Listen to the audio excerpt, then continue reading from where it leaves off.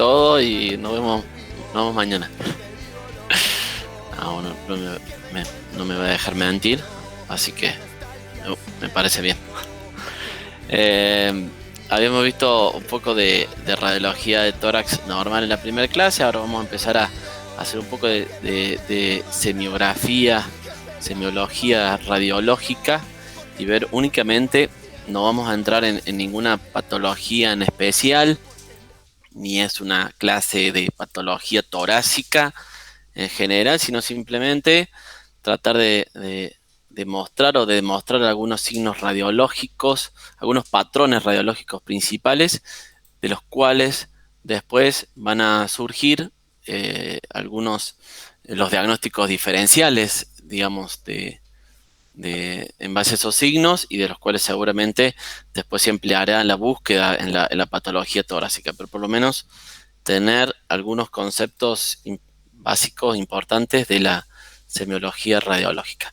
Primero que todo, decir, bueno, que a pesar de, obviamente, de su gran difusión, digamos, y como puerta o método de elección en la patología torácica, la Reiki tórax, aún tiene algunas limitaciones en cuanto a la detección de anomalías que puedan ser sutiles, que tiene una limitada resolución anatómica y espacial. Recuerden siempre que, como les dije en la clase anterior, es un estudio bidimensional estudiando una estructura tridimensional. Eso hace que haya mucha superposición de anatómica. Y después también la resolución limitada en cuanto a contraste, como les decía, que únicamente puede diferenciar 5 densidades radiológicas, comparado con un método como la tomografía, en donde discrimina hasta 2000 tonalidades de grises. Así que eso hace, obviamente, que tengamos, por ejemplo, como dice ahí, un 10 o un 15%, 10 o un 15% de pacientes con RX normal que tengan alguna patología pulmonar difusa, y hasta el 30% de las placas que fueron normales mostraron algún tipo de hallazgo en la tomografía de alta resolución, ¿no? Más allá de esto, no deja de perder vigencia como método de elección o de entrada para la patología pulmonar torácica. Básicamente lo dividimos, a la hora de hacer una semiología, vamos a dividir en enfermedades que aumentan la densidad radiológica y enfermedades que disminuyen la densidad radiológica. Dentro de las enfermedades que aumentan la densidad radiológica, de las cuales nos vamos a concentrar principalmente, no vamos a hablar de las enfermedades que disminuyen la densidad radiológica, como pueden ser las cavidades o en forma focal o en forma difusa el enfisema. Eso no lo vamos a tocar. Vamos a hablar básicamente de las enfermedades que aumentan la densidad radiológica, que tienen cierto grado mayor de complejidad.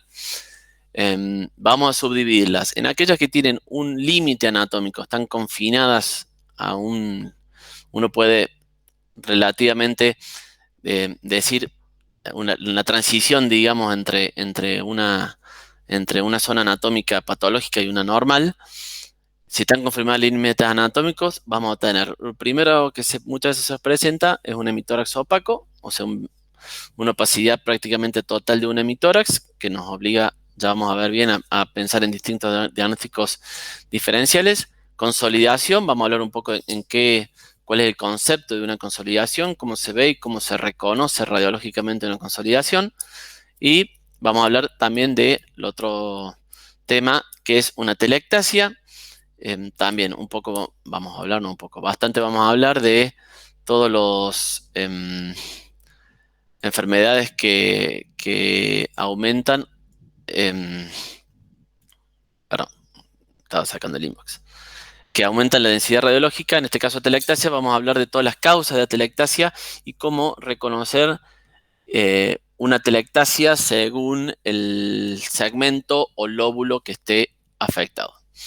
Entonces, si tengo una opacidades que no están confinadas a un límite anatómico, o sea, que son difusas, como pueden ser consolidación en forma parchada, multifocal, o enfermedades pulmonares difusas, como son las enfermedades intersticiales, como ya vamos a ver un poco los patrones radiológicos que se pueden ver de las enfermedades intersticiales. Nódulos pulmonares, un nódulo pulmonar no respeta un un límite, digamos, puede estar situado en cualquier parte, y las opacidades en anillo. Y como después decía, bueno, las hiperlucencias que tenemos, ya sea focales o difusas, como en el caso de enfisema. No bien, vamos a hablar. Vamos a empezar primero con hemitórax opaco. Cuando ustedes se enfrentan con un paciente que tiene un velamiento prácticamente total de un hemitórax, tienen que tener en cuenta 2 o 3 signos que nos permiten reducir la lista de diagnósticos diferenciales según teniendo en cuenta 2 o 3 parámetros. Uno es el mediastino, y más representado el mediastino por la tráquea, ver si está desplazada o está sobre línea media o si está desplazada hacia el lado de la opacidad o hacia el lado contralateral, ver los espacios intercostales y ver los ángulos costofrénicos. Básicamente esos son los 3 parámetros para tener en cuenta. Si ustedes notan en la radiografía que el mediastino está desplazado hacia el lado contralateral, que hay un ensanchamiento de los espacios intercostales, en este caso, y está opacificado el ángulo costofrénico, bueno, esto le está hablando a las claras que hay un proceso expansivo, que hay un proceso que está ejerciendo un efecto de masa y está provocando estos tres hallazgos.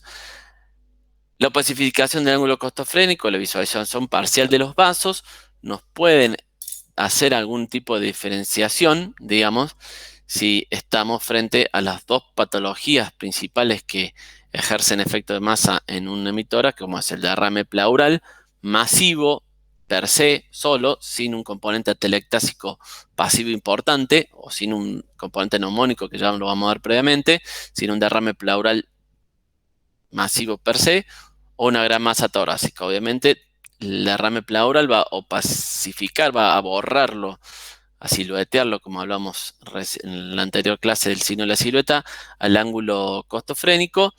En cambio, la masa torácica seguramente o probablemente respete el ángulo costofrénico. Esas básicamente son las 2 causas más importantes cuando ustedes ven un emitor opaco con efecto de masa. Viceversa, si ustedes el mediastino lo tienen desplazado hacia el lado contralateral, o si tienen un espacio, una reducción de los espacios intercostales y o elevación del hemidiafragma, obviamente vamos a estar pensando en un proceso restrictivo, en algo que está condicionando una retracción del parénquima pulmonar, y en eso tenemos varias causas. Una de las causas más comunes, ¿alguien sabe cuál es la causa más común que pueden ver en una RX de tórax? No los veo por eso. ¿De retracciones? Sí, ¿cuál puede ser la causa más común de hemitórax opaco antes de hacer varios diagnósticos? Vamos a los antecedentes. ¿Cuál es el primer antecedente que tienen que descartar? Tuberculosis.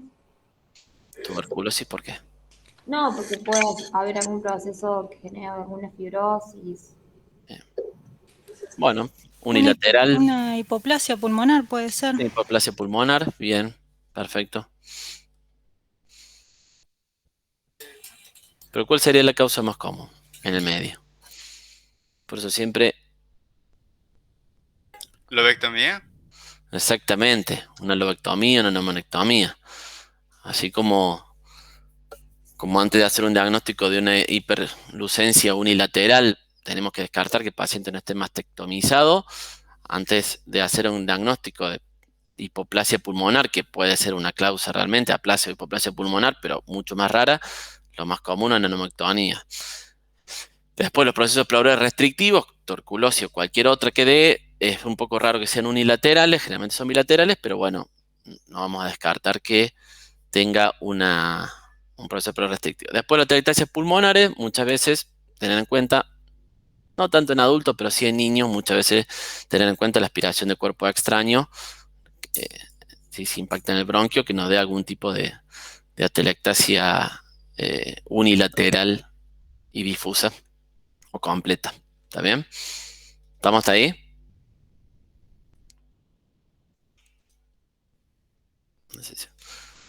Bueno, pero ¿Se escucha, Doc? Sí, le vamos siguiendo.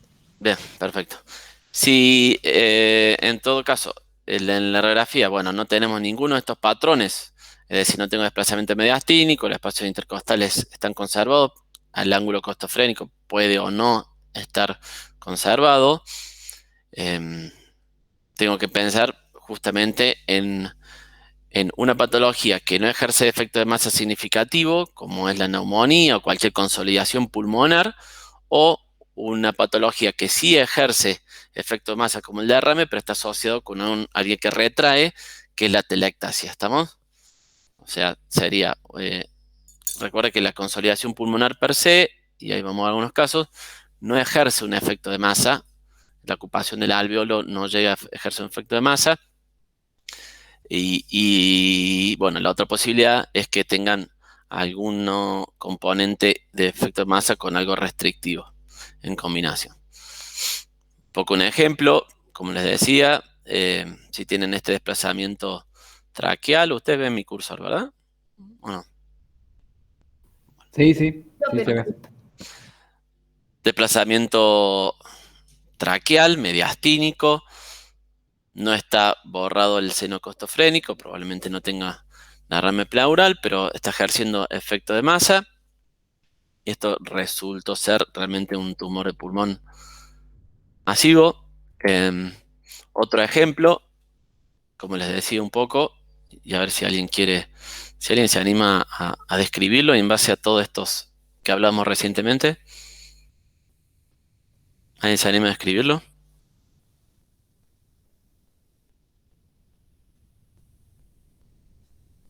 Doc, Sí.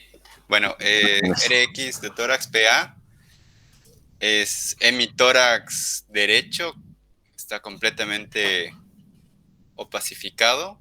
Bien. Me podría, si me dan algún detalle más, si no, pensaría tal vez en una neumonía, puede ser, pero del todo el lóbulo sería inferior.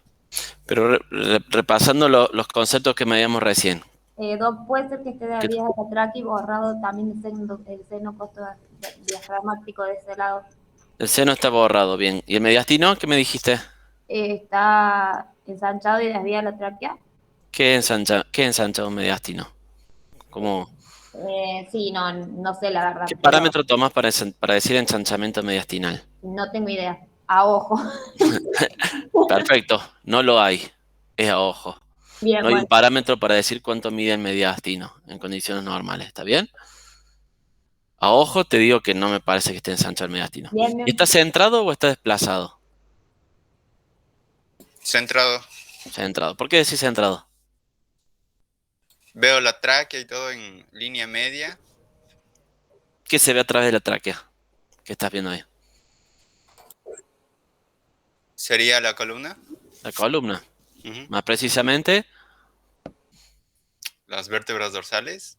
Sí, bien. Y más precisamente, vamos a acercarnos cada vez más. Las apófisis espinosas. Las apófisis espinosas. ¿Estamos? Las apófisis espinosas. Bien, entonces, mediastino no ensancha. Los espacios intercostales, ¿cómo te parece? ¿Qué te parece?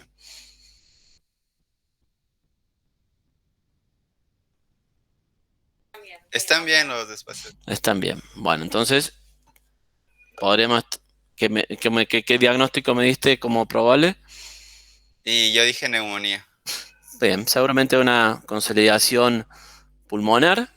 ¿Está bien? Como en este caso. A ver ¿Puede si. ser derrame paraneumónico? Y derrame seguramente es paraneumónico. Es secundario. Exactamente. ¿Estamos? Como en este caso, con un monoalveolograma, broncograma aéreo y con derrame pleural, que es poco significativo el derrame pleural para ejercer un efecto de masa sobre las estructuras mediastinales. Este otro caso, bueno, si también lo quieres describir.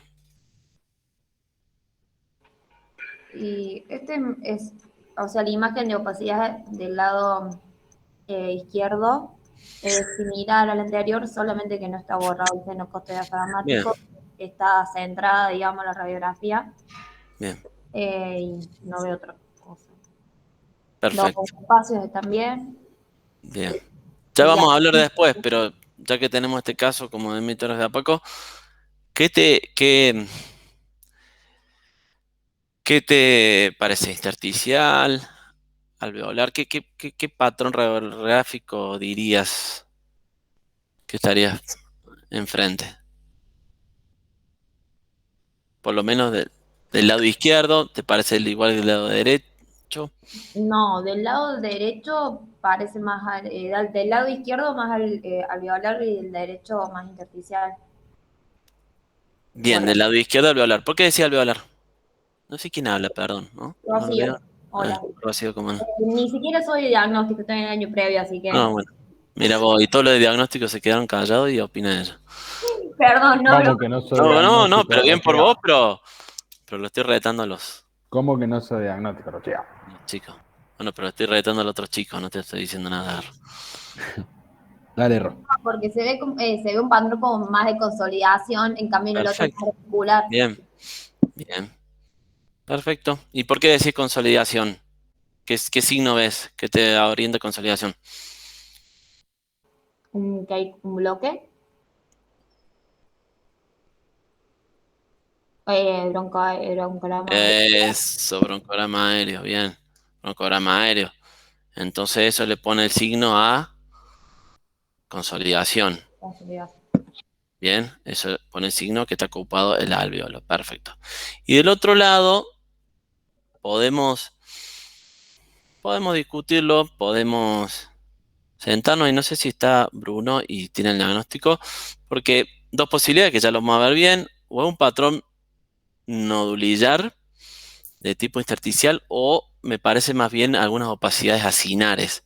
Me parece que tiene algunas opacidades acinares. La verdad que no tengo el diagnóstico, la tomografía de esto, pero yo le hablo del lado izquierdo, alveolar, emisores opaco, igual no desplaza el mediastino, nada, estamos hablando de emisores opaco. Del lado derecho creo que ya se trataría de algunas opacidades cinares, que ya las vamos a ver bien, que forman parte también de las opacidades estas alveolares parcheadas. Doc, puede llegar a ser un patrón micronodular o no. No Yo sé estoy si podemos estar en relación frente a una TBC. a mí me parece que es más una opacidad cinar que algo micronodulillar de miliar. Bien. Pero esto es una percepción Ujú. Bien. mía. Perfecto. La opacidad cinar es, ya lo vamos a ver, y ya van la diferencia. Es una opacidad que tiene bordes un poquito menos definidos que un micronodulillar, en donde se ven bien definidos, que siempre cuando estamos hablando de bordes bien definidos es algo intersticial. En cambio, todo lo que sea la ocupación del acino del alveolo genera esa imagen como que es algo donoso. Ya lo vamos a ver mejor. No quería entrar en esta radiografía para explicar eso, pero ya lo vamos a ver mejor. Como les decía también, en este caso, hay una ligera desplazamiento mediastínico, digamos. No es tan significativo, pero en este caso tenemos una neumonía más un derrame, una RX de la época de Cristóbal Colón. En este caso, la causa es la neumonectomía parcial, como alguien dijo, pueden estar frente a la neumonectomía total, que yo desconozco, pero ya prácticamente no. Si alguien me puede desburrar más, ya prácticamente no se realizan neumonectomías totales. En este caso es parcial, o lo que alguien dijo, lobectomía, y eso genera esta retracción mediastinal. Con esta retracción y disminución de los espacios intercostales, estamos en proceso restrictivo. Si descarto neumonectomía, bueno, ahí ya sí empezar a pensar que posibilidades de tener una telectasia, una hipoplasia pulmonar, algo que sería mucho más pediátrico que en adultos y sucesivamente.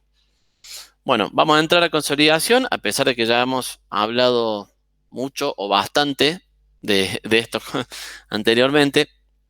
Definimos consolidación como la ocupación del acino por cualquier material, ya sea líquido, sólido, detritus, debris, leucocito, macrófago, sangre, pus,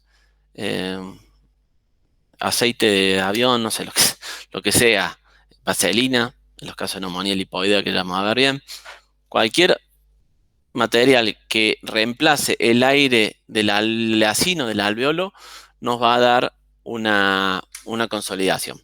La sombra sinar, como les decía recién, por eso en realidad me orientaba más a algo a sinar. Además que también, a ver, en la anterior radiografía, contestándole a Gisela, ¿no era? Daniela, ¿quién era? Daniela, ¿no? Daniela era el que me preguntó recién, ¿no? Sí, Doc, sí. A ver, también entendiendo que si del lado izquierdo tenía ya una patología alveolar, y lo más probable es que el lado derecho también sea algo alveolar y sea sinar, salvo que esté combinando una patología mixta, digamos, que tenga alveolo intersticial, que puede ser, me parece que estamos frente a opacidades acinares. ¿Por qué? Porque veía que eran opacidades que eran más grandes que la micronodulillar o las nodulares intersticiales, que tenían ese aspecto confluente o margen mal definido, o sea, a lo mejor más aspecto algodón. Solamente cuando alguien dice que lo alveolar se parece a una nube, un algodón, me parece que es una forma bastante clara de presentarlo. Alveolograma aéreo, si ustedes alcanzaban a ver, una de las que me nombré o mencioné, tenía seguramente un alveolograma aéreo, que es un signo mucho más tomográfico que radiográfico. En la radiografía vamos a buscar el broncograma aéreo, ¿está bien? Para que se dé el signo del broncograma aéreo, también es, a ver, no vamos a descartar que una consolidación sea una consolidación alveolar porque no tiene broncograma aéreo. ¿Por qué? Porque para que se dé el broncograma aéreo, tiene que dar ciertas características y principalmente, y como ven en la radiografía, que sea más bien central, ¿no? Recuerden por esta característica que la vía aérea se va afinando del centro hacia la periferia. Es muy raro ver radiológicamente un broncograma aéreo periférico y siempre es mucho mejor valorado el broncograma aéreo en forma central. Y cuando ya están afectados cierto número, cierta parte de alveolos suficientemente para generar este broncograma aéreo. Cuando ustedes están frente a una consolidación en la radiografía, no hay prácticamente un signo o algún signo radiológico que nos permita definir de qué se trata esa consolidación. ¿Tá? Creo que radiológicamente y muchas veces tomográficamente tampoco, esto sin entrar demasiado en la parte tomográfica. ¿A qué voy? Todas las consolidaciones son iguales. ¿Y qué está ocupando el acino, el alveolo? No lo sabemos. Radiológicamente no lo sabemos. Sí, tenemos que marcarlo dentro de un contexto clínico y un contexto clínico de tiempo evolutivo. Es decir, si yo tengo la posibilidad de tener, además de la clínica, vuelvo a repetir siempre, además de la clínica, tengo posibilidades de tener una radiografía previa del paciente. Si yo veo una consolidación que aparece o que desaparece en cuestión de horas nada más, seguramente estoy frente a un edema agudo de pulmón o una hemorragia pulmonar. Son las dos causas de consolidaciones agudas o hiperagudas. Si yo tengo una consolidación que aparece o desaparece en días, bueno, seguramente no estoy frente a un trasudado, sino estoy frente a un exudado inflamatorio de causas varias, infecciosas, proteínas son las, y generalmente la neumonía es la principal causa que aparece y desaparece en días. Esto siempre, en todos lados, siempre se remarca esta disociación clínica radiológica que hay muchas veces entre la clínica y que se aparezca esa consolidación o que desaparezca, ¿no? Recuerden siempre, se habla entre 15 a 20 días para que se desvanezca o desaparezca totalmente la consolidación y, bueno, no asustarse a nivel clínico o radiológico si a la semana todavía persiste una consolidación postneumónica. ¿Está bien? Si hay mejoría clínica, mejoría clínica, y en todo caso, si uno sospecha, tiene dudas de una consolidación, que ya un poco vamos a hablar algunos síntomas, algunos signos de alerta de una neumonía, de una NAC, o sea, una neumonía adquirida en la comunidad. Vamos a hablar porque es importante como radiólogo muchas veces. No es lo mismo hacer un diagnóstico de una neumonía lobar, periférica, de la comunidad, a tener ciertos signos de alerta que nos permitan discernir o distinguir que puede haber algún proceso de base que esté generando esta neumonía, y ya no estemos frente a una neumonía, sino estemos frente, por ejemplo, a una neumonitis obstructiva o a otra causa subyacente que está predisponiendo a esa neumonía. Ya vamos a ver algunos signos. Pero sí, yo, a pesar de todos y mi tratamiento y la mejoría clínica, no desaparece esta consolidación. Tenemos que ya pensar en diagnósticos crónicos o más crónicos, como por ejemplo el linfoma, el gran simulador de todo, el carcinoma bronquiolo alveolar, también un gran simulador, pero se puede presentar como condensaciones, la proteinosis alveolar, o yo me voy a quedar con la denominación previa de neumonía criptogénica organizada de la época de antes. Ahora ya, bueno, no sé si se llama bronquiolitis obliterante, no organizada, bueno, no conocer, pero es una causa de consolidaciones múltiples parchadas que van recidivando y cambiando su patología. En algún momento tuvimos fracaso. Yo aporto también a esto, que es muy raro. A ver, primero, cuando uno habla de consolidación, sobre todo si es de carácter agudo, pudiendo, ¿no? O sea, tener una evolutividad, uno siempre tiene que pensar en moco, sangre, agua, pus, ¿no? Como primeros diagnósticos, después ponerse a afinar un poquito, siempre en la pirámide invertida de lo más frecuente, no menos. Así que cuando uno encara por ahí un cambio radiológico agudo, alveolar, esencialmente una consolidación, o una ocupación alveolar, pensar siempre en moco, sangre, agua, pus, en cuanto a causa. Y por otro lado, cuando uno tiene la oportunidad de hacer seguimiento, es muy raro, es muy importante, digamos, tener en cuenta los tiempos, como decía recién Pablo. Es muy importante también tener los tiempos evolutivos al tanto. Es muy raro que se pidan radiografías en contexto de una neumonía, por ejemplo, en corto tiempo buscando mejoría. Lo que se busca no suele ser mejoría, sino suele ser alguna complicación sobreagregada, sobre todo cuando tenemos cambios clínicos. Buscar un derrame paraneumónico o buscar que un paciente dentro de una neumonía no haya hecho un neumotórax, siempre en concomitancia, digamos, con la evolutividad clínica. Y cuando uno ya pide radiografías con otros tiempos, bueno, sí, uno va a buscar procesos agudos, y me parece que el fuerte como imagenólogo es tener en cuenta también esta evolutividad, ¿no? Si me piden una radiografía con una distancia de semanas, o una radiografía con distancia de días, ¿no? Que también los va a orientar un poco en los diagnósticos diferenciales que pueden plantear. Eso como aporte. Seguro, sí, perfecto, Marcos. Sí.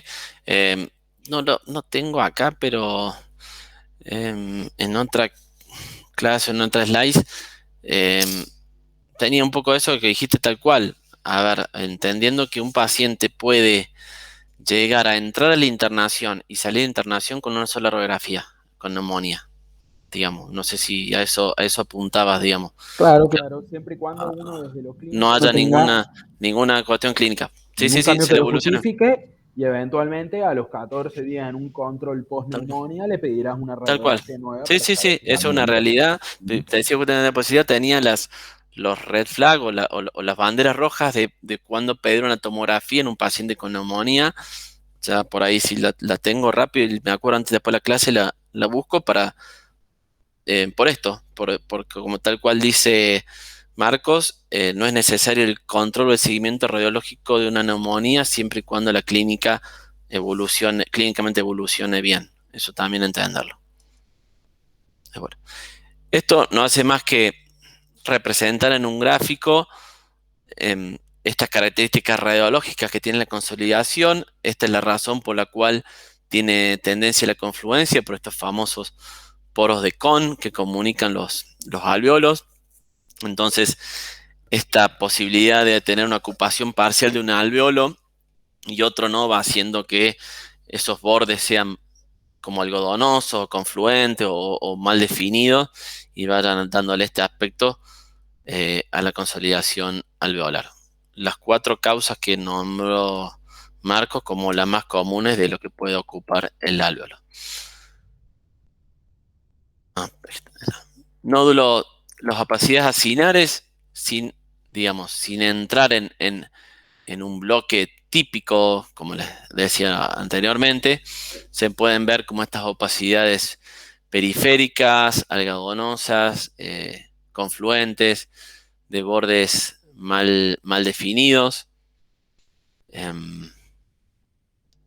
Esto era lo que interpreto yo que se veía en la radiografía anterior, más de lo mismo. La marginación es una característica muchas veces sí de la neumonía como tal dentro de la consolidación, ¿no es cierto? Esta posibilidad de, como en este caso se apoya sobre la cisura y comprometer casi muy perfectamente un solo segmento. Esto sí nos habla un poco más dentro de las consolidaciones de neumonía porque no está, está marginando el límite, cosa que no suele suceder con las enfermedades, como veíamos recién, no confinadas al límite anatómico, como las enfermedades intersticiales y otras. Broncograma aéreo en un segmento bien localizado, con otras opacidades acinares adyacentes, con tendencia a la confluencia. Fíjense, si uno por ahí tuviera que decir exactamente dónde empieza y dónde termina, si bien está confinado un límite anatómico, no tiene un borde bien definido porque esto a medida que progresa o no va tomando otros alveolos. Broncograma aéreo, bien, siempre mucho más evidente a nivel central que periférico. Otra neumonía donde se ve perfecto el signo de broncograma aéreo. Esta es su traducción tomográfica. Alveolograma aéreo, broncograma aéreo. Más de lo mismo, sombras acinares. Broncograma aéreo en su máxima expresión. Otra forma de ver bien broncograma aéreo. Este es tomográfico, caso como les decía de COP, tenerlo en cuenta como causa rara y sin duda las causas más comunes que nombró Marcos son las más comunes.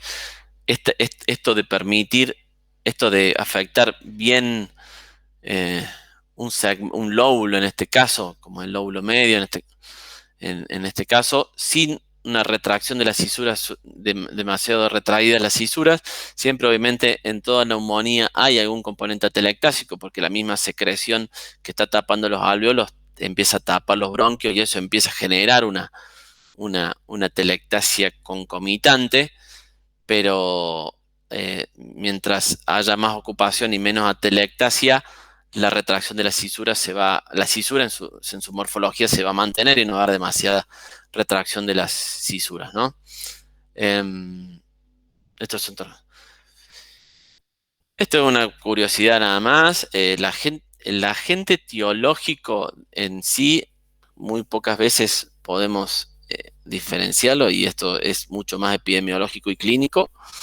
Este es por ahí el único caso que ténganlo en cuenta, no sé qué tan común es, tuvimos 2 casos únicamente desde que yo recuerdo, la neumonía por la Klebsiella en pacientes alcohólicos o diabéticos, en donde lo que condiciona, lo que provoca es como un efecto de masa, generalmente se dan en los lóbulos superiores, efecto de masa sobre la cisura. Así que bueno, tener un poco en cuenta esta causa de neumonía por este agente que puede simular o pseudo diagnosticar una lesión tumoral, así como muchas veces tenemos este diagnóstico diferencial con las neumonías redondas, ¿no? Tenerlas en cuenta también como diagnósticos diferenciales de neumonías que pueden simular una lesión tumoral. Bueno, neumonías en los niños, lóbulo superior derecho, no me quiero meter mucho más.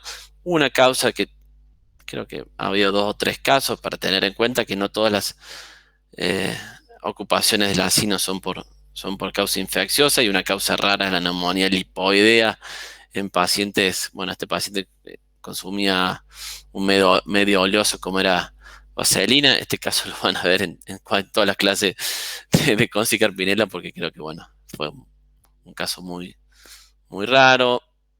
El ROI daba una densidad negativa, una densidad grasa, para tenerlo en cuenta como una causa.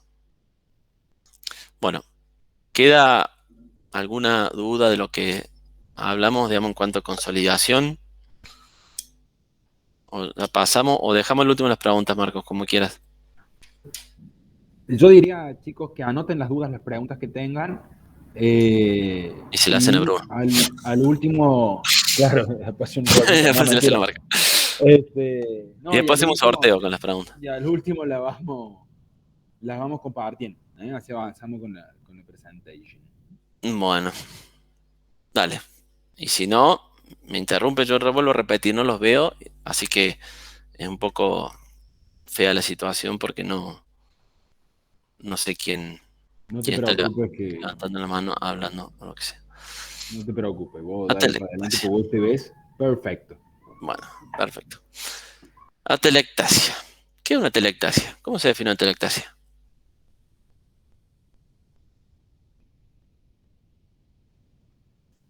A ver, ¿quién puede dar una definición de atelectasia? La pérdida del espacio aéreo, Doc, que no hay más nada en el espacio aéreo. No hay aire donde debería haber espacio aéreo. Aire. Pérdida del espacio aéreo. O sea que si vos tuvieras espacio... Disminución del espacio aéreo. Sí, a ver. Un colapso de los alvéolos, ya sea por falta de aire o por... Es disminución del volumen pulmonar. Exactamente. ¿Quién es? ¿Rocío? Camila. Camila. Parezco un ciego, ¿viste? Caminando y tocando. ¿Quién? Reconociendo voces. Muy bien, Camila. Es una disminución de volumen. ¿Y por qué, Leandro, no es una disminución o ocupación del espacio aéreo? ¿Cómo, Doc? Perdón, no le escuché. Espera. ¿Por qué una disminución de volumen pulmonar y no una disminución del espacio aéreo, una pérdida del espacio aéreo? Porque están colapsados donde debería haber aire. Ya vamos a seguir, Leandro, y vas a ver que la ocupación del espacio aéreo no es condición sine qua non para una atelectasia. Y hay muchas causas de atelectasia que transcurren muchas veces con espacios aéreos aireados, digamos. O sea, no es una condición sine qua non y no es un signo directo. Sí, sin duda, en muchas causas lo vamos a ver, hay una pérdida de espacio aéreo. Hay un espacio aéreo, pero no es una condición sine qua non. Entonces, como dijo Candelaria, es una disminución del volumen pulmonar, ¿está? En ausencia de antecedente quirúrgico. Parece una tontera, ¿está bien? Pero hay que aclararlo siempre porque alguien me va a decir, ¿y si te operado el paciente tiene una atelectasia? No tiene atelectasia. Es una disminución del volumen pulmonar en ausencia de algo que lo justifique como una cirugía, ¿está bien? Vamos a hablar de los tipos, pero vamos a hablar de los signos primero. Vamos a hablar de los signos. Vamos a hablar de los signos. ¿Cuál es el signo directo de atelectasia? ¿Cuál es el signo que, si está, digamos, es patognomónico de atelectasia? El único signo directo. ¿El desplazamiento de la cisura? Perfecto, el desplazamiento de la cisura. Único signo directo. Y no es, por ejemplo, la opacidad del espacio aéreo. Después vamos a ver todos los otros signos indirectos directo, desplazamiento de la cisura. Signos indirectos, el aumento de la densidad, e indirecto, nada más. La elevación del diafragma, e indirecto también. Depende en dónde se da la telectasia para que se produzca. El desplazamiento del mediastino también, son signos indirectos. La disminución de los espacios intercostales, la hiperinsuflación compensadora del resto del pulmón o el pulmón contralateral, el desplazamiento de los ilios y la ausencia de visibilidad de arteria interlobar. Son todos indirectos. Ahora sí, me vuelvo atrás y vamos a ver los tipos que hay. Y en esto vamos a entender los signos indirectos. El tipo más común, diría yo, después vemos en orden de frecuencia cuál puede ser el más común, pero es el obstructivo, ¿está bien? O de reabsorción. En este caso, ustedes tienen algo que está tapando la vía aérea, todo lo que comunica la tráquea al alveolo, lo está tapando. Eso sí me va a generar claramente, Leandro, una pérdida del espacio aéreo. Al no tener espacio aéreo se empieza a generar una cascada donde se empieza a formar, no sé, nitrógeno, dióxido de carbono, empieza a haber una alteración de los gases que va a provocar un colapso de ese alveolo y una ocupación de ese alveolo y un colapso, ¿está bien? Y eso sí va a ser un signo indirecto y va a ser una característica propia de este tipo de atelectasia, pero ya vamos a ver otra atelectasia en donde no siempre hay una pérdida del espacio aéreo o un reemplazo del espacio aéreo. O una consolidación, como mencionamos anteriormente. En este caso, esta atelectasia no presenta broncograma aéreo por una cuestión muy lógica. El bronquio está tapado, no va a haber broncograma aéreo, ¿está bien? Una atelectasia que es bastante común de ver es la pasiva, en donde esta disminución del volumen pulmonar se da por una lesión ocupante de espacio. La causa más común en nuestro medio es el derrame pleural. Sin duda, se van a cansar de ver derrame pleural con atelectasias pasivas adyacentes. Otras causas, bueno, puede ser tumorales o muchas hernias hiato, cualquier masa mediastinal, cualquier lesión que provoque una compresión suficiente del parénquima puede generar una atelectasia. A diferencia del anterior, presenta broncograma aéreo porque tiene los bronquios permeables. Esto es muy importante de ver siempre cuando vean un proceso atelectásico, si presenta o no presenta broncograma aéreo. Siempre nos quedamos como más tranquilos cuando tiene broncograma aéreo. Cuando no tiene broncograma aéreo, nos ponen alerta que hay algo obstruyendo la vía.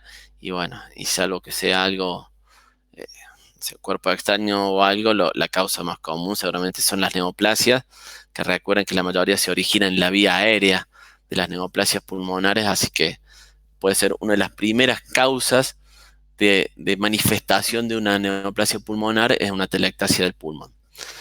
Pero también hay atelectasias cicatrizales, o sea, cuando ustedes tienen una enfermedad que provocó una fibrosis, un engrosamiento del intersticio y comienza a retraer. En este caso, ¿qué va a pasar con la vía aérea? Bueno, ya lo puse, no sé si.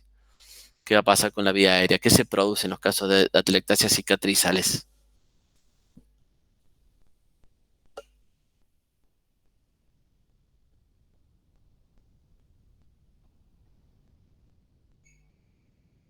O sea, del punto de vista De la funcional. vía aérea. ¿Cómo va a estar la vía aérea en un proceso cicatrizal retractivo? ¿Qué se producen? ¿No han visto nunca? ¿Alguno rotado en tomografía? Una desviación ipsilateral. Sí, pero con respecto a la vía aérea. Y va a estar colapsado. ¿Por qué colapsado? Piensen que es fibrótico, es Fibrótico. cicatrizal y tensiona, ¿no? Tracción, exactamente. Ahí está. Entonces, ¿qué van a ver? En la vía aérea. Acuérdense que las fibras de elastina nacen en la pleura y se depositan en los bronquios cartilaginosos, digamos, ¿no?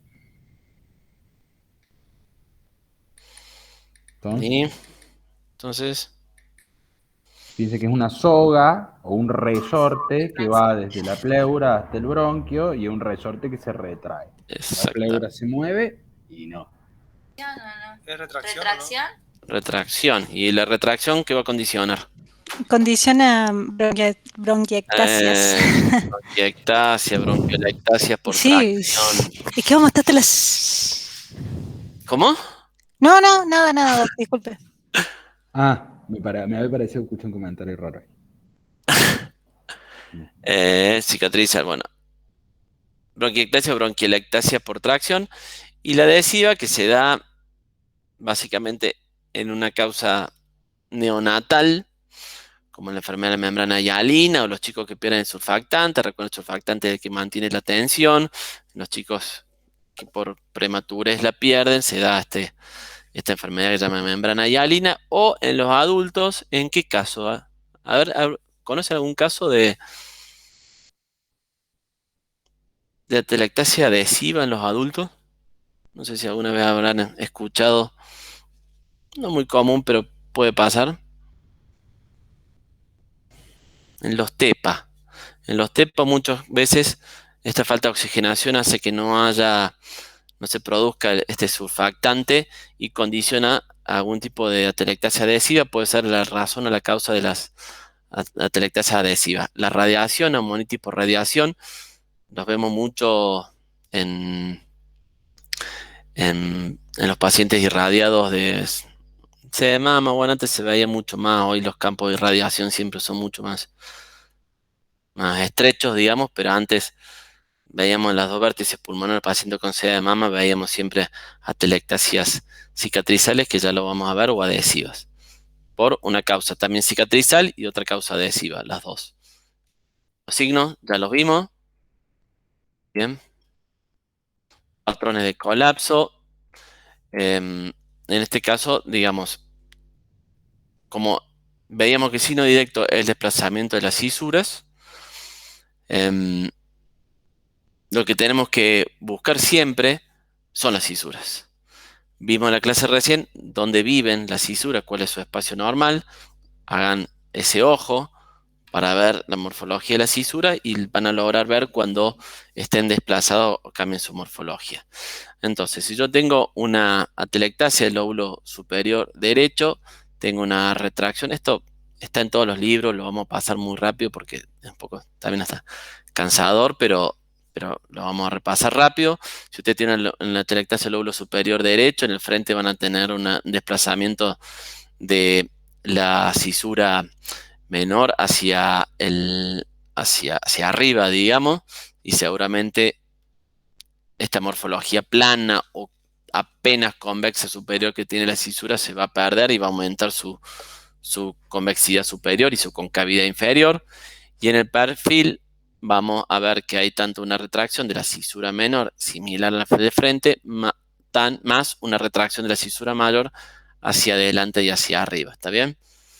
El lóbulo medio es muchas veces una atelectasia que hay que tener en cuenta y hay que diferenciar, porque muchas veces si no cuento con el perfil, sobre todo, y si tengo el frente, la única manifestación puede ser una pérdida del borde cardíaco derecho, simplemente que yo vea un borde cardíaco que se llama como shaggy o peludo, digamos, no alcance a definirlo bien. Y si yo veo que cambió la anatomía de ese pulmón, bueno, tengan en cuenta que puede ser una atelectasia completa del lóbulo medio, o sea, algo bastante grosero, pero que puede pasar desapercibido en la radiografía. Y en la radiografía de perfil, lo que estoy viendo es la retracción tanto de la cisura menor hacia abajo, la cisura mayor hacia arriba. Vamos a ver algunos casos también. En el caso del lóbulo inferior derecho, básicamente en la radiografía vamos a tener en el frente vamos a tener una elevación del hemidiafragma, si es lo bastante importante para elevar el hemidiafragma, y en la radiografía de perfil van a tener una retracción de la cisura hacia abajo en el caso del lóbulo inferior derecho. El pulmón izquierdo, al tener una sola cisura, un poquito más fácil. El lóbulo superior izquierdo retrae la cisura hacia adelante y hacia arriba, tanto en el frente como en el perfil, y el lóbulo inferior izquierdo lo mismo, retrae hacia abajo y hacia adentro, con pérdida de su morfología, tanto en el frente como en el perfil. Vamos a ver algunos casos. En la atelectasia obstructiva, resortiva que decíamos, bueno, sí, hay una obstrucción bronquial que condiciona un colapso importante. Distintas casos de atelectasia completa del lóbulo superior derecho. Fíjense, obviamente, cómo pierde esa morfología, aumenta su concavidad superior.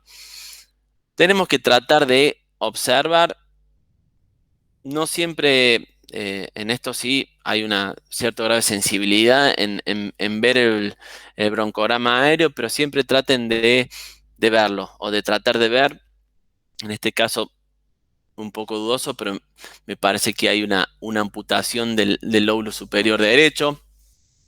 A priori no veo broncograma aéreo, salvo algunas cuestiones más periféricas, igual que en este caso.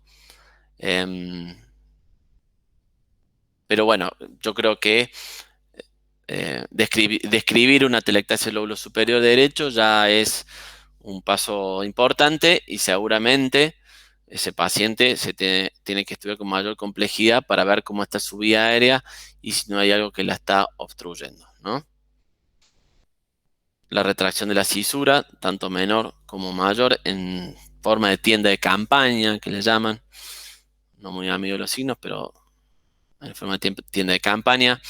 Esta retracción, engrosamiento de la cisura, es también para tener en cuenta de que hay un proceso restrictivo, bueno, sumado a este aumento de volumen del ilio y esta pérdida de algunas estructuras vasculares y biliares, también hace sospechar que la atelectasia en este caso no es primaria, sino secundaria a un lóbulo pulmonar. Esto los traigo a colación para ver bien una atelectasia del lóbulo medio, es pediátrico, pero me parece que está bastante ejemplificado cómo se siluetea, pérdida del borde cardíaco derecho y cómo nos permitía ver la retracción de las cisuras en el perfil. Creo que en este caso hay una mezcla entre neumonía y atelectasia, digamos, el componente atelectásico. Como les decía, en mayor o menor medida siempre las neumonías tienen un componente atelectásico. Atelectasia del lóbulo medio.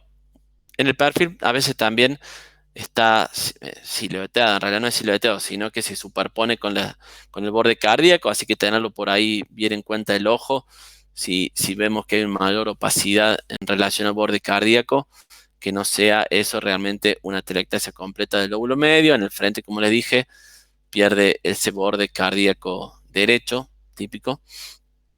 Este otro caso, en donde acá hay un signo que por ahí lo pueden llegar a ver o escuchar, el signo de, a ver si alguien lo conoce.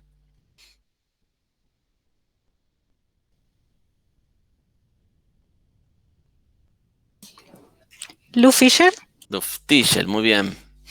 No me gusta el nombre propio, pero realmente ver esto nos da un diagnóstico casi patognomónico de una atelectasia del lóbulo superior izquierdo. Esto no es más ni menos que una hiperinsuflación compensadora que rodea la aorta, y si ustedes tienen, bueno, en este caso el perfil, van a ver cómo se retrae la cisura mayor hacia adelante y hacia adelante como ven acá, pierde esa morfología. Por eso también es importante hacer esta visión anatómica normal de la posición de la cisura, cuando hablamos que era mucho más vertical y arrancaba de arriba hacia abajo y terminaba anterior. Bueno, cuando ven a este caso cómo se verticaliza esta estructura, nos habla de que hay un componente atelectásico, por lo menos dentro de esa consolidación, si no es puramente una consolidación, ¿no? Vamos. Atelectasia del lóbulo superior izquierdo. Vamos a ir un poquito más rápido. Hay muchas grafías. Bueno, esta morfología en tienda de campaña, en realidad tienda de campaña como llamamos anteriormente, distinto al otro, nos está hablando de retracciones, ¿no es cierto? Tanto de la cisura mayor como menor. Fíjense cómo también está silueteando el hemidiafragma. ¿Qué hemidiafragma estaría silueteando en este caso?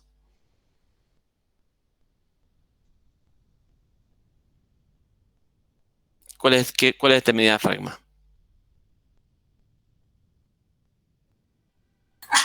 El derecho. Este es el derecho, perfecto. Ese es el derecho. ¿Dónde está el izquierdo?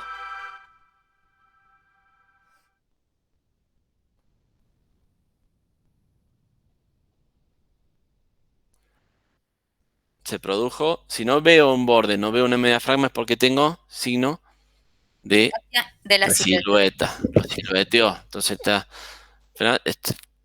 podemos inferir, digamos, que estamos hablando del lóbulo inferior izquierdo porque siluetea el hemidiafragma izquierdo, o sea que es basal izquierdo, y esta retracción de la cisura hacia abajo y hacia adelante nos está condicionando o está hablando a las claras de que hay un proceso atelectásico o restrictivo.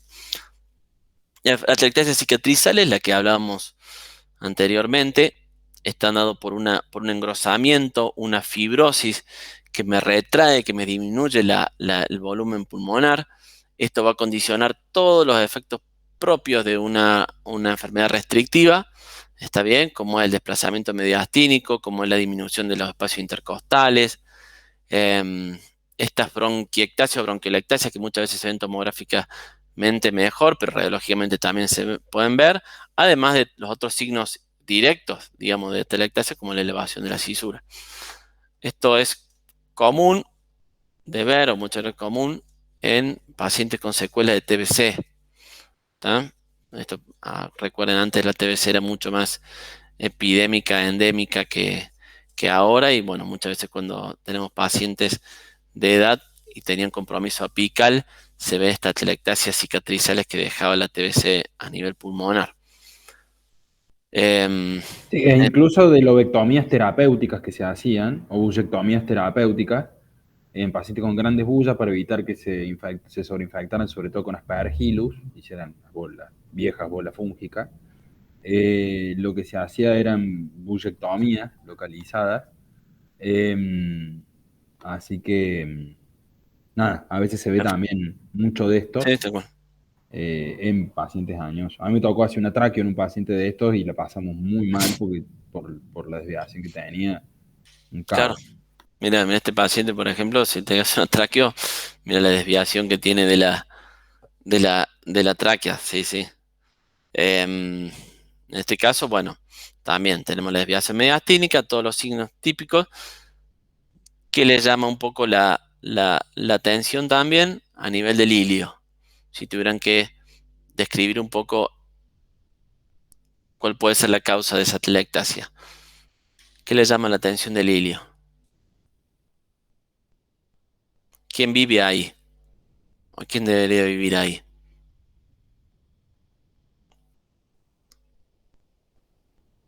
¿Quién vivía en el ilio pulmonar derecho? Una estructura constante, fija. La lobar, la arteria La lobar. arteria interlobar, perfecto, la Interlobar. arteria interlobar. ¿Dónde está la arteria interlobar? No se ve. No se ve, está borrada. Entonces ahora puedo entender que está silueteada, que hay algo que está ocupando ese espacio y tiene la misma densidad. Y además, ¿qué le parece la posición de ese ilio con respecto al izquierdo?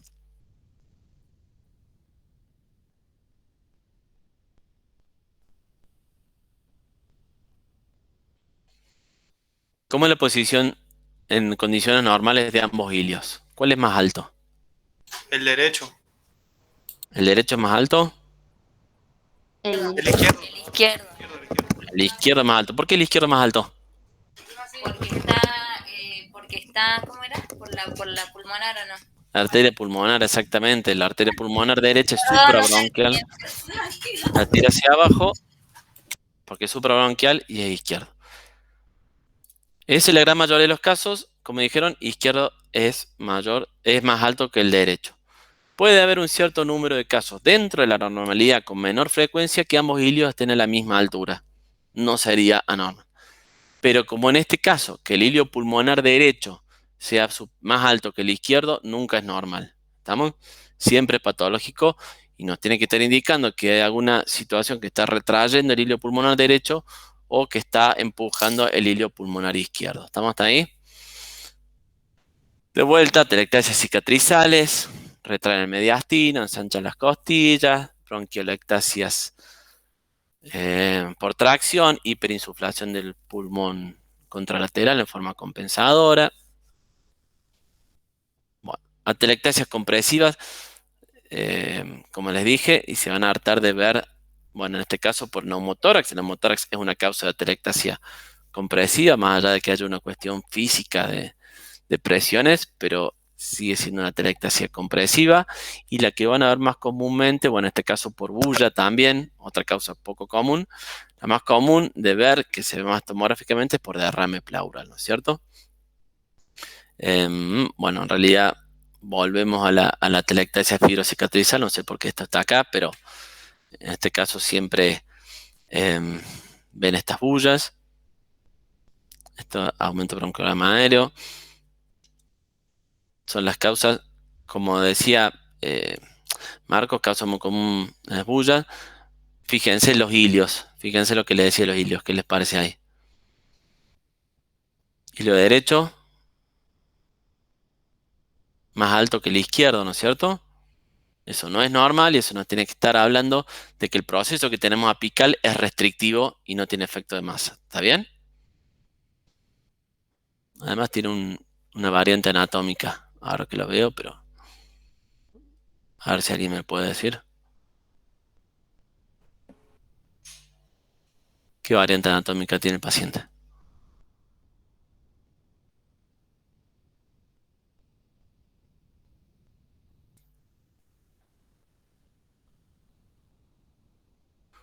Va. ¿Qué es esto? ¿Ves mi cursor o no? ¿No es una costilla adicional? Exactamente, una costilla cervical derecha. Variante, pero puede ocasionar alguna patología ocasionalmente. Bueno, fíjense, si por ahí no está claramente la bronquiectasia por tracción, tomográficamente se ven bien. Son bronquios engrosados, eso define bronquiectasias. Retraídos y aumentados de tamaño, eso no habla clara que son enfermedades fibrocicatrizales. Bueno, eso básicamente es atelectasia. Vamos a ir a consolidación esparchada, bueno, neumonía por broncoaspiración, vamos a ver enfermedades intersticiales, vamos a patrones radiológicos de enfermedades pulmonares difusas que generalmente están en relación a intersticiales. Los patrones radiográficos más comunes de enfermedad intersticial son el lineal, reticular, nodular o nodulillar y retículo nodulillar o retículo nodular, sea mixto, ¿no es cierto? O sea, los tres patrones más comunes son lineal, reticular y nodulillar, y una mezcla de estos últimos dos como el retículo nodulillar. Cuando ustedes por ahí, bueno, después lo vamos a mencionar un poco. Patrón septal, las famosas líneas de Kerle que ya vamos a ver. Dentro del patrón reticular tenemos fino, intermedio o grueso, que ya vamos a hablar un poco también de eso. Patrones nodulillares, propiamente dicho, y micronodulillar cuando tiene un tamaño menor. Hablamos de micronodulillos o nodulillar. Patrón combinado, como hablamos, retículo nodulillar, y el vidrio esmerilado, que después vamos a hablar un poco, está dentro de enfermedad intersticial, pero ya vamos a hablar un poco, y sobre todo ha cobrado auge últimamente ese patrón. El patrón septal, como les mencionaba, es un patrón que no es más ni menos que un engrosamiento aislado de los tabiques interlobulillares, lo que es famosas líneas de Kerley.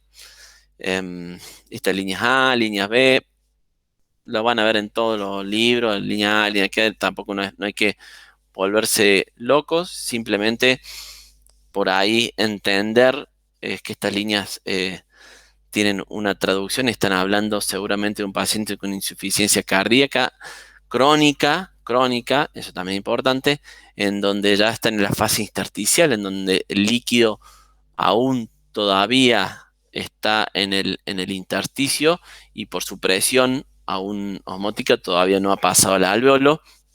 Las líneas B son las subpleurales, son más cortas, más finitas, son perpendiculares al eje mayor del tórax. Y las líneas A, que suelen ser más centrales y estar en contacto con el ilio y ser más gruesas. Patrón septal típicamente está representado por edema pulmonar, pero puede haber otras causas como signos asociados y no como anomalía principal. La fibrosis pulmonar idiopática, sarcoidosis, proteinosis alveolar, no, sin entrar mucho en esto, simplemente entender que esos son los patrones, digamos, de engrosamiento septal, la famosa línea de Kearley. La línea de Kearley normalmente no es la única causa, pero como la más patognomónica es insuficiencia cardíaca y crónica, ¿cuál es mi concepto? Cualquier línea que vean en un paciente con una radiografía que tiene cardiomegalia, postúlenla como posiblemente como línea de Kearley. Si no tiene cardiomegalia, y probablemente sea una cuestión fibrótica, un engrosamiento de intersticio de otra causa, como las que están mencionadas acá, ¿no?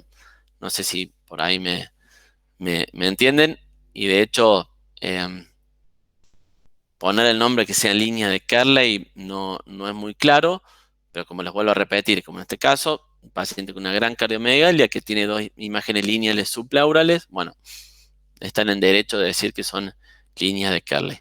Fíjense lo que hablamos de la arteria interlobar, ¿no? No sé cuánto mide, pero si la mido seguramente supera ampliamente. El otro día que alguien que me preguntaba redistribución de flujo, cómo diagnostico, no sé quién me preguntaba en la otra clase, que justo...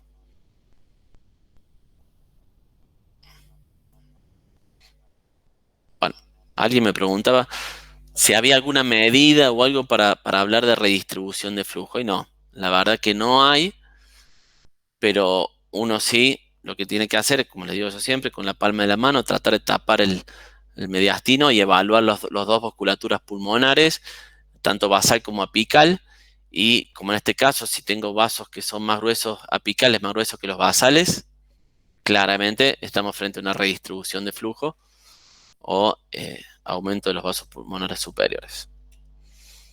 Como verán, todo eso está dentro de un contexto. Esta sería la traducción tomográfica de las líneas de Kearley en la tomografía dentro de un contexto de insuficiencia cardíaca, en este caso descompensada. La linfangitis carcinomatosa, no quiero entrar mucho, pero es un hallazgo dentro de muchos otros y no es el signo principal, ¿no?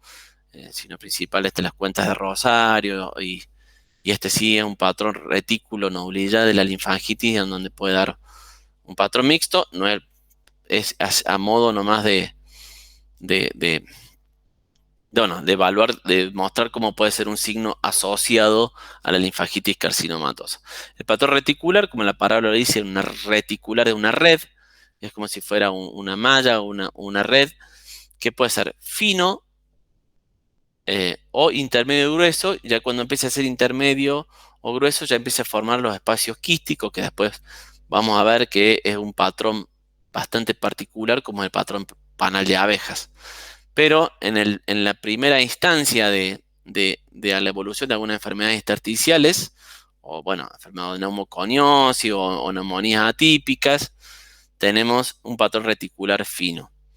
Este patrón reticular, si se da en el contexto de un paciente que no tiene una enfermedad crónica y se produce en forma aguda, seguramente estamos frente a un edema agudo de pulmón o una neumonía atípica, ya sea viral o micoplasma, pueden dar este patrón reticular fino.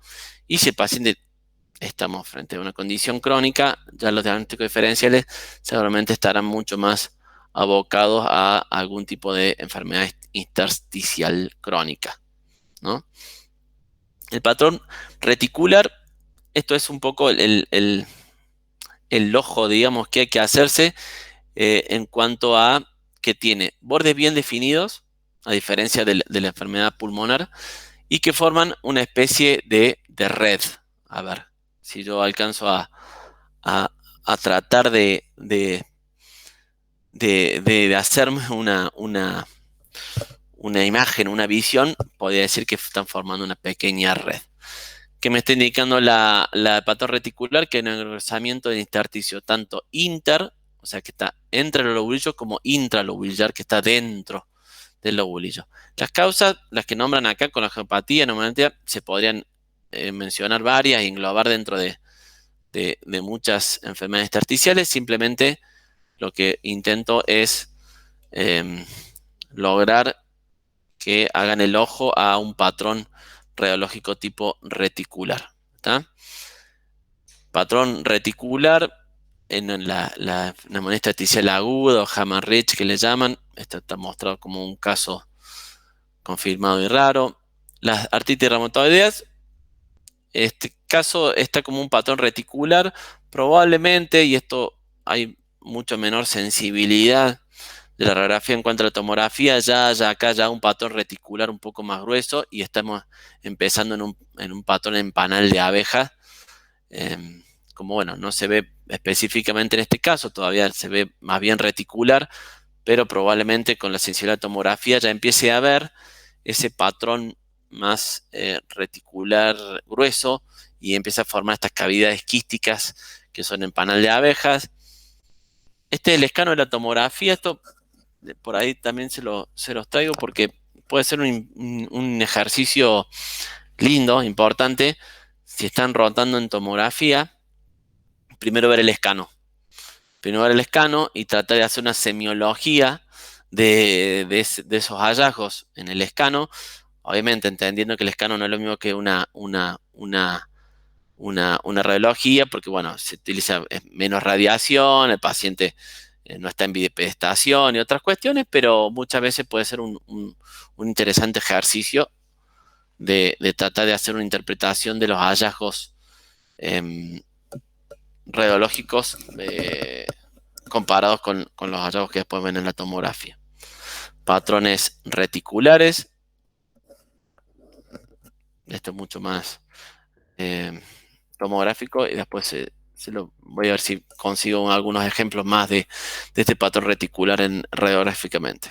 Como les decía entonces, cuando se empiezan a formar espacios quísticos de 3 a 10 milímetros o más de 10 milímetros, ya tenemos este patrón en panal de abejas, que no es más ni menos que un estadio final de varias entidades, o sea, no es un signo per se, sino es un signo en donde convergen varias entidades en donde tengan mayor o menor capacidad fibrosante, que se dice, digamos, fibrogénica.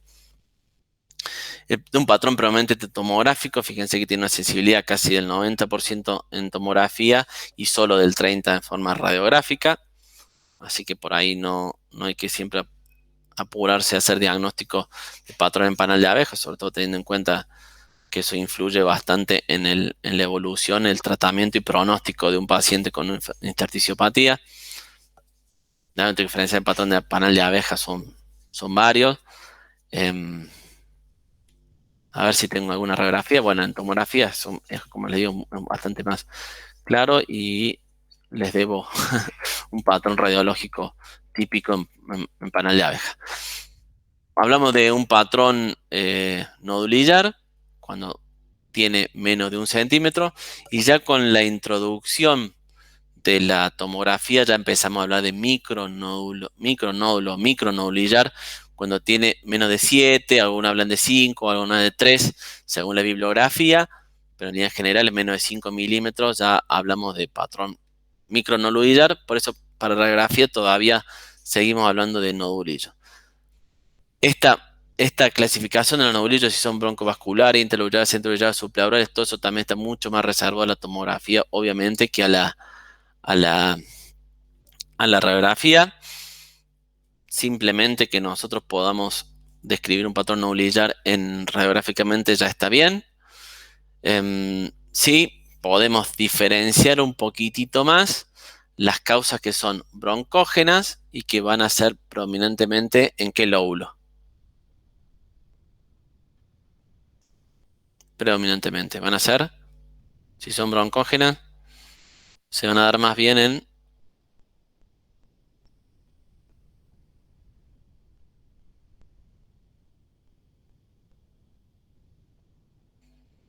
el lóbulo medio derecho. bueno, no pensaba ser tan específico, pero Bueno, si son broncógenas, generalmente se dan en los lóbulos superiores. Y si son hematógenas, generalmente se dan en los lóbulos inferiores, por una cuestión gravitacional, digamos. ¿Estamos hasta ahí?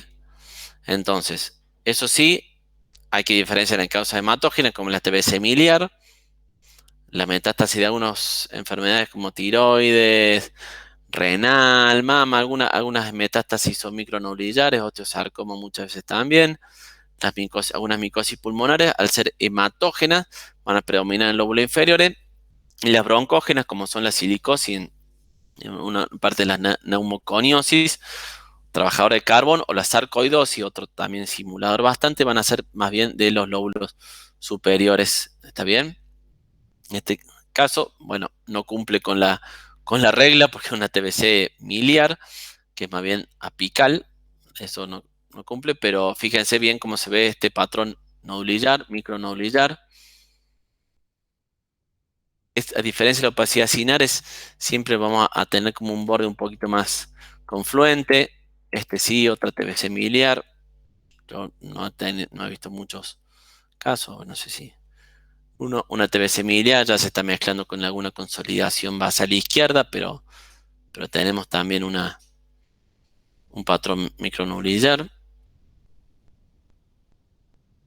Esto es una silicosis, si no me equivoco también. Recuerden la silicosis que hemos tenido un par. Si es una de las diagnósticos diferenciales dentro de las micronodulillares, si son apicales, piensen en apicales. Y si ven una característica de los ganglios de la silicosis, no sé si se ve mucho, pero le hemos visto, es que produce una calcificación de los ganglios que era... ¿Alguien escuchó alguna vez?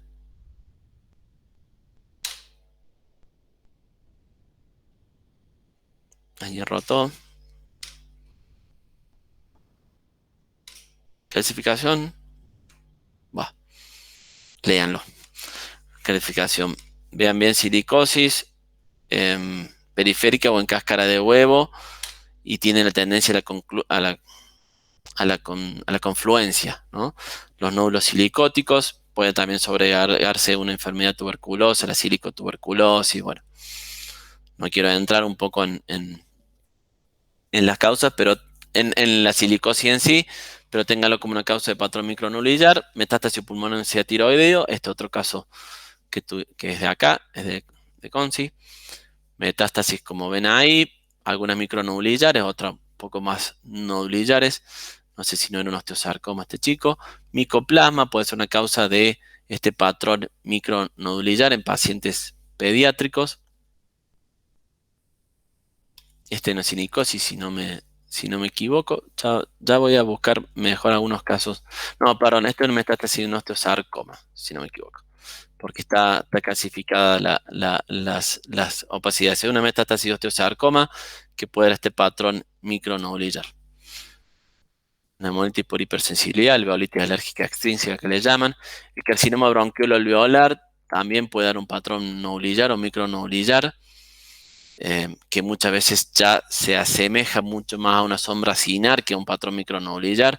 Bronquiolo-alveolar es el gran simulador, como quien dice, porque se puede presentar de varias formas.